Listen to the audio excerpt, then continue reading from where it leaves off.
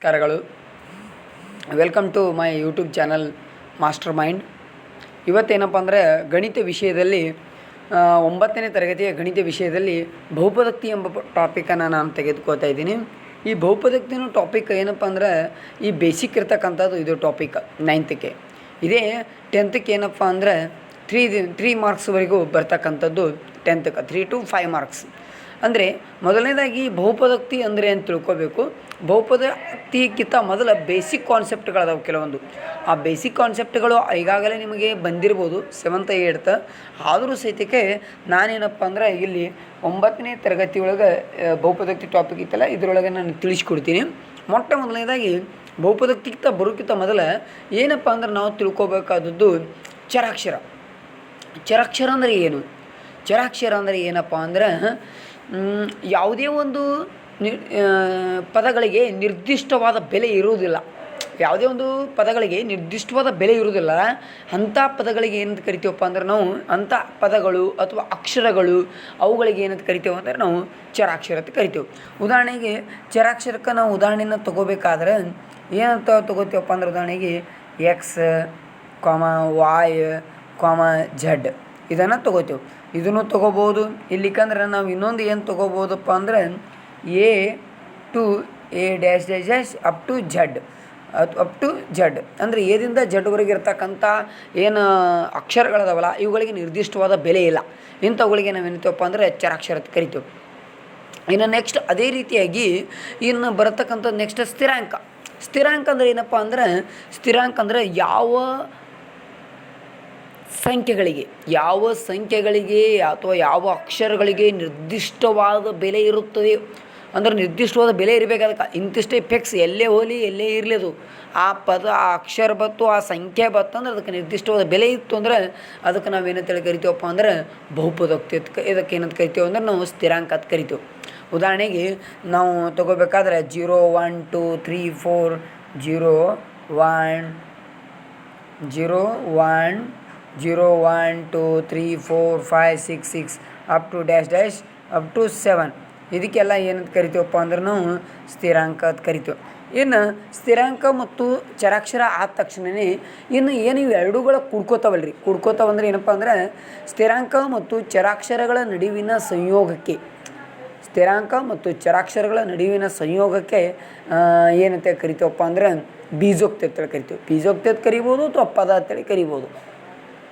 ಇವುಗಳಿಗೆ ಏನಪ್ಪ ಅಂದರೆ ಎರಡು ಒಂದಕ್ಕೊಂದು ಸಂಬಂಧವನ್ನು ತೋರಿಸಕ್ಕಂಥದ್ದು. ಅದರೊಳಗೆ ಯಾವುದಪ್ಪ ಅಂದರೆ plus, minus, into, divided by ಇವು 4 ಸೈನ್ಗಳು ಬಂದು ತಿಳ್ಕೊಂಡು ಮ್ಯಾಥಮೆಟಿಕಲ್ ಸೈನ್. ಬಟ್ ಅಂದರೆ ಇವುಗಳಿಗೆ ನಾವೇನಂತ ಕರಿತೀವಪ್ಪ ಅಂದ್ರೆ ನಾವು ಬೀಜೋಕ್ತಿ ಅಂತ ಕರಿತೀವಿ ಅಥವಾ ಪದ ಅಂತ ಕರಿತೀವಿ. ಇನ್ನು ಈ ಪದದೊಳಗೆ ಉದಾಹರಣೆಗೆ ನಾವು ತೊಗೋಬೇಕಾದ್ರೆ 4x ತೊಗೋಬೋದು. ಅಥವಾ ಇನ್ನೊಂದು ಏನಪ್ಪ ಅಂದ್ರೆ 2x ಪ್ಲಸ್ y ತೊಗೋಬೋದು. ಅಥವಾ 3x ಮೈನಸ್ ಝಡ್ ತೊಗೋಬೋದು. ಯಾವುದಾದ್ರೂ ತೊಗೋರಿ. ಇವೆಲ್ಲ ಏನಪ್ಪ ಅಂದ್ರೆ ಬೀಜೋಕ್ತಿ ಕರಿತೀವಿ. ಇನ್ನು ಇದಾದ ನಂತರ ಬೀಜೋಕ್ತಿ ಆಗ್ಬೇಕು. ಇದರೊಳಗೆ 2 ಪ್ರಕಾರಗಳು ಬರ್ತಾವ್ರಿ. ಅವು ಒಂದು ಸಜಾತಿ ಪದ ಮತ್ತು ವಿಜಾತಿ ಪದ. ಸಜಾತಿ ಅಂದರೆ ಏನು? ಸಜಾತಿ ಅಂದರೆ ಯಾವುದೇ ಒಂದು ಬೀಜೋಕ್ತಿಯಲ್ಲಿ ಚರಾಕ್ಷರಗಳ ಘಾತ ಸಂಖ್ಯೆ ಮತ್ತು ಚರಾಕ್ಷರ ಒಂದೇ ಆಗಿದ್ದರೆ, ಚರಾಕ್ಷರ ಮತ್ತು ಅವುಗಳ ಘಾತ ಸಂಖ್ಯೆ ಒಂದೇ ಆಗಿದ್ದರೆ ಅವುಗಳನ್ನು ನಾವೇನಂತ ಕರಿತೀವಿ? ಸಜಾತಿ. ಅವುಗಳನ್ನು ಏನಂತ ಕರಿತೀವಿ ನಾವು? ಸಜಾತಿ. ಉದಾಹರಣೆಗೆ ನಾವು ತೊಗೋಬೇಕಂದ್ರೆ 2x, 3x ನೋಡಿರಿ, ಇಲ್ಲಿ ಚರಾಕ್ಷರಗಳು ಒಂದೇ ಅದಾವು. ಅವುಗಳ ಘಾತ ಸಂಖ್ಯೆ ಎಲ್ಲ ಎಷ್ಟೈತ್ರಿ? 1 1. ಉದಾಹರಣೆಗೆ 4x ಸ್ಕ್ವಯರ್ ಮೈನಸ್ 2x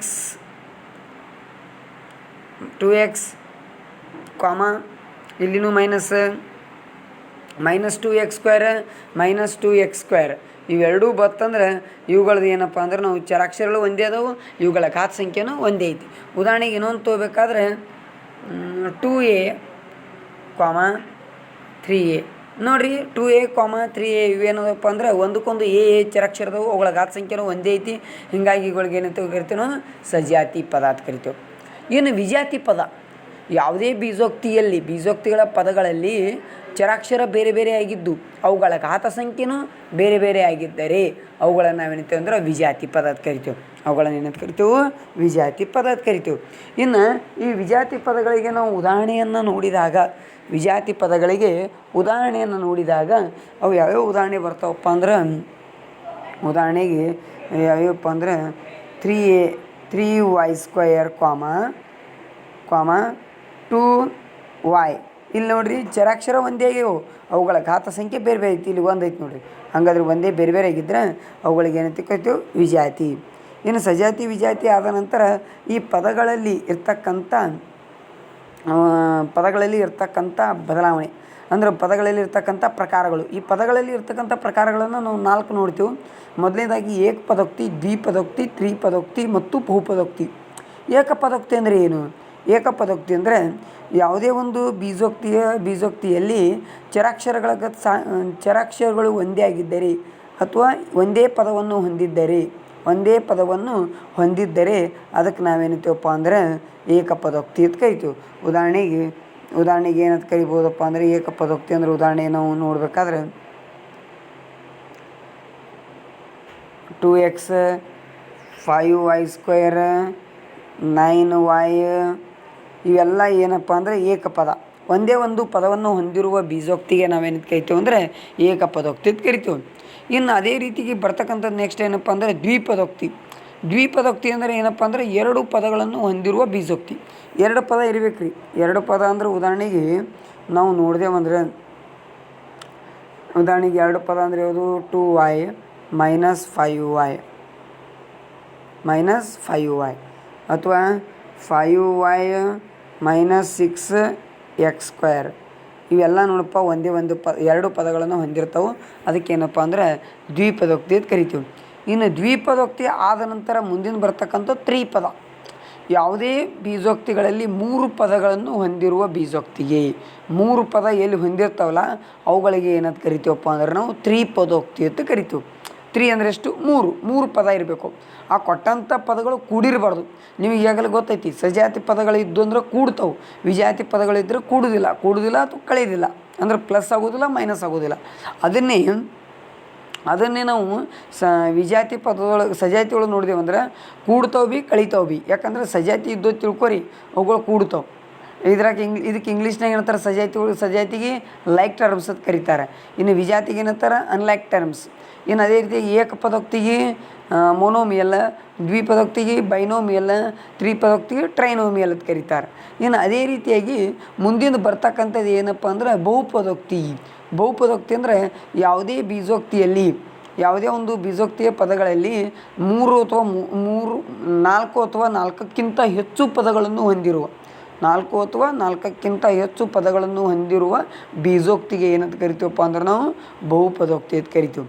ಇನ್ನು ಬಹುಪದೋಕ್ತಿ ಅಂದರೆ ಏನಪ್ಪ ಅಂದ್ರೆ 4 ಬರಬೇಕು ಪದಗಳು. ಉದಾಹರಣೆಗೆ ನಾವು 5x² - 6x - 9y² + 10 ಹಿಂಗೆ ಒಟ್ಟು ಏನೇ ಇರ್ಲಿಕ್ಕೆ 4 ಪದಗಳು ಬಂದಿರಬೇಕು. ಒಂದಕ್ಕೊಂದು ಕೂಡಿರಬಾರ್ದು ಮತ್ತು ಕಳೆದಿರಬಾರ್ದು. ಅವುಗಳಿಗೆ ಏನಂತ ಕರಿತೀವಪ್ಪ ಅಂದ್ರೆ ನಾವು ಬಹುಪದೋಕ್ತಿ ಕರಿತೀವಿ.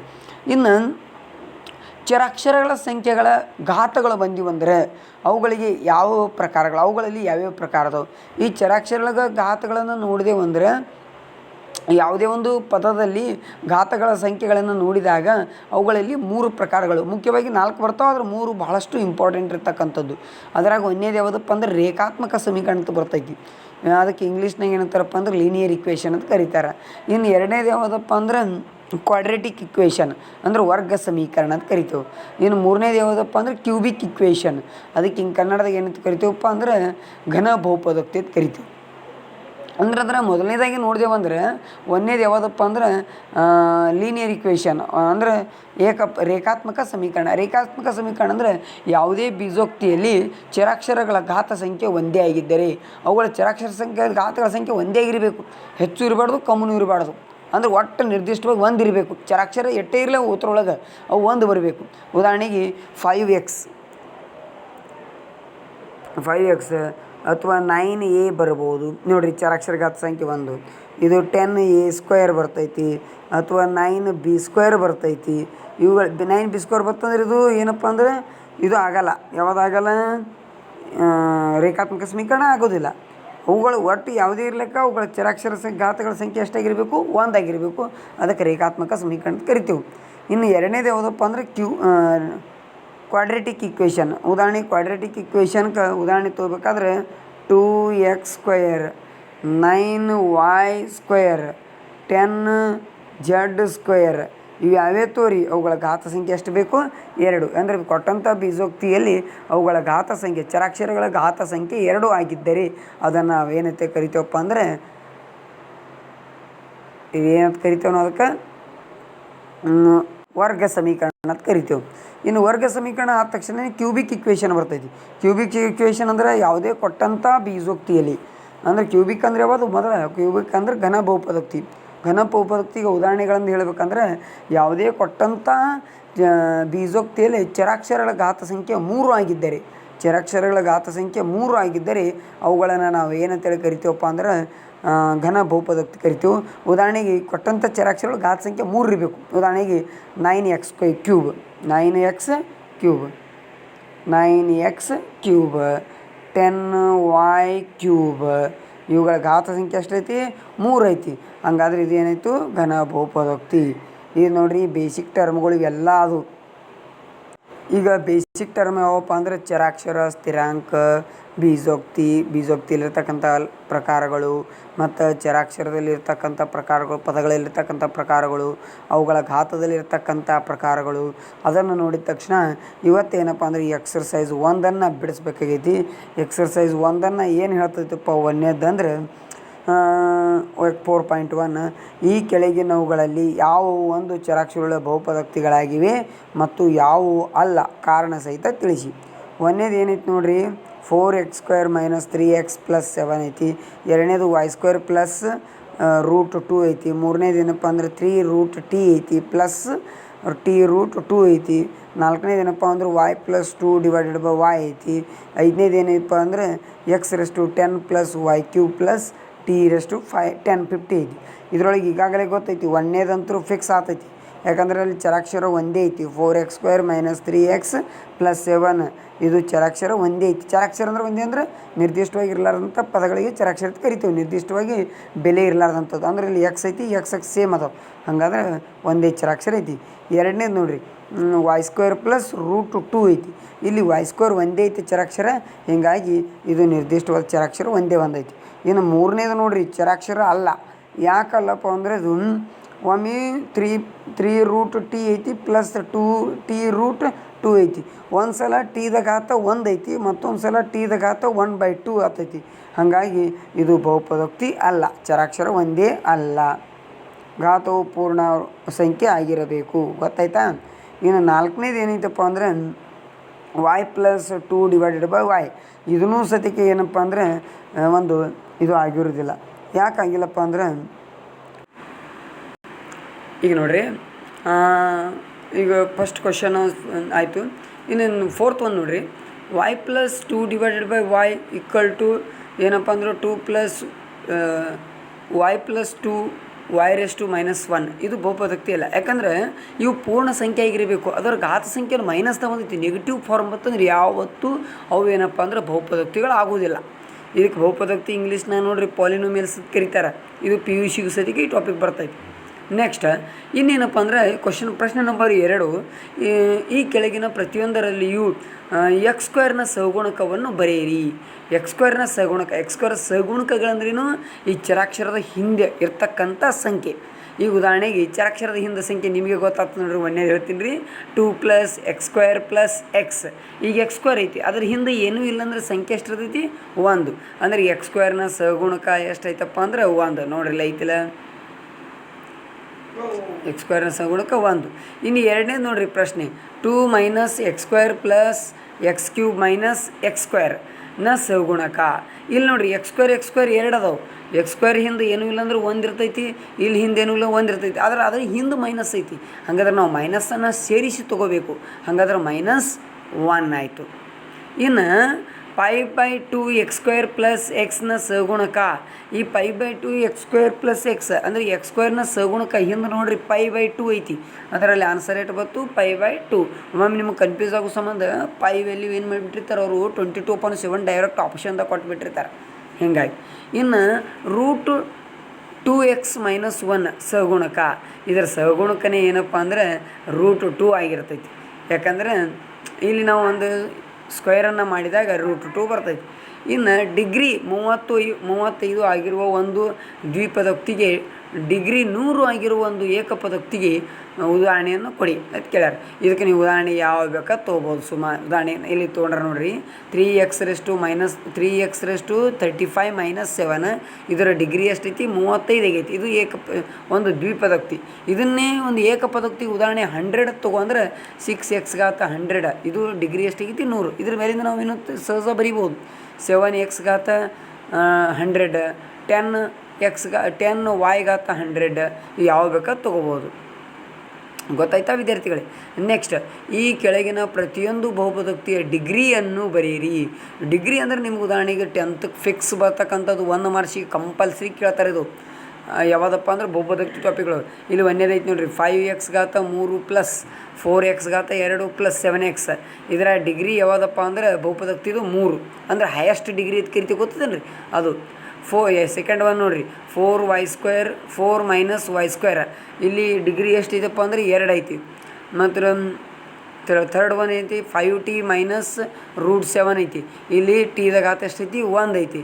ಇನ್ನು 3 ಈ ಬಹುಪದೋಕ್ತಿಯ ಡಿಗ್ರಿ ಎಷ್ಟು ಇರ್ತೈತಪ್ಪ ಅಂದರೆ ಆ 3 ಅದ್ರ ಮುಂದೆ x ಇಟ್ಕೊಂಡು x⁻0 ಇಟ್ಕೊಂಡ್ರೆ ಆ x⁻0 ಅಂದರೆ ಬೆಲೆ 1, 3 1 3 ಆಗಿರ್ತೈತಿ. ಅಲ್ಲಿ ಯಾವುದೂ ಚರಾಕ್ಷರ ಕೊಟ್ಟಿಲ್ಲ ಅಂದ್ರೆ ಡಿಗ್ರಿ ಎಷ್ಟು ಇರ್ತೈತಿ 0 ಇರ್ತೈತಿ.